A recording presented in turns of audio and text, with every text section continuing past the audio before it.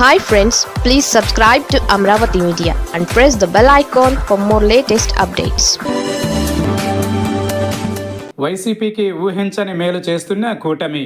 పై స్థాయిలో చంద్రబాబు పట్ల పవన్ కళ్యాణ్కి ఆరాధనా భావం ఉంది. అలాగే పవన్ పట్ల చంద్రబాబుకు అభిమానం ఉంది. కానీ గ్రౌండ్ లెవెల్లో చూస్తే అదేమీ కనిపించడం లేదు. పైగా పొలిటికల్ గ్రౌండ్ నుంచి ఒకరిని ఒకరు ఎలిమినేట్ చేసుకోవడానికి చూస్తున్నారు. దానికి అచ్చమైన ఉదాహరణ ఉమ్మడి చిత్తూరు జిల్లా శ్రీకాళహస్తి అసెంబ్లీ నియోజకవర్గంగా చెప్పుకోవాలి. ఇక్కడ కూటమి మధ్యన ఆది నుంచి సఖ్యత పెద్దగా లేదు.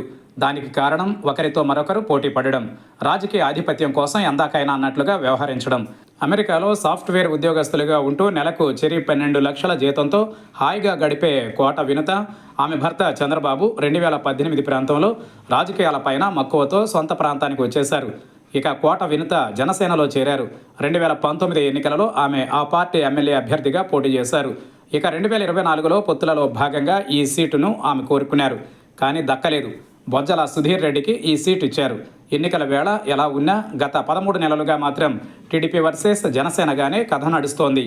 దాంతో వ్యవహారం ఇప్పుడు ఎంత దూరం వెళ్ళింది అంటే కోట వినుత దగ్గర డ్రైవర్గా పనిచేసిన రాయుడు అన్న యువకుడు హత్యకు గురయ్యాడు. ఆ హత్య కోట వినుత దంపతులు చేశారు అని తేలడంతో వారిని చెన్నై పోలీసులు అరెస్టు చేశారు. అలా వారు జైలులో ఉన్నారు. ఇక విచారణ సందర్భంగా తమ మీద నిఘా పెట్టి తమ విషయాలన్నీ సిట్టింగ్ టీడీపీ ఎమ్మెల్యే తమ డ్రైవర్ రాయుడిని లోబరుచుకుని సేకరించారని వినుత దంపతులు పోలీసులకు చెప్పినట్లుగా తెలుస్తోంది. ఈ విధంగా బొజ్జల సుధీర్ని ఈ కేసులోకి తెస్తున్నారు.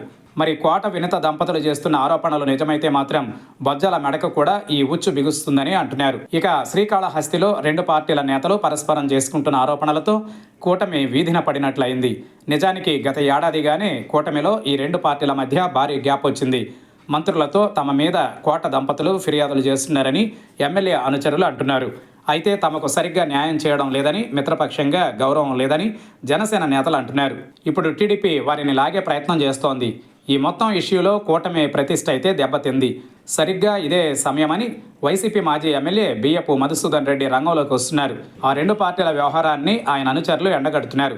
శ్రీకాళహస్తి వైసీపీ బలంగానే ఉంది. 2024 ఎన్నికల్లోనూ ఏకంగా 78,000కు పైగా ఓట్లు తెచ్చుకుంది. ఇప్పుడు కూటమి కుమ్ములాటలు తమకు కలిసి వస్తున్నాయని వైసీపీ నేతలు సంబరపడుతున్నారు.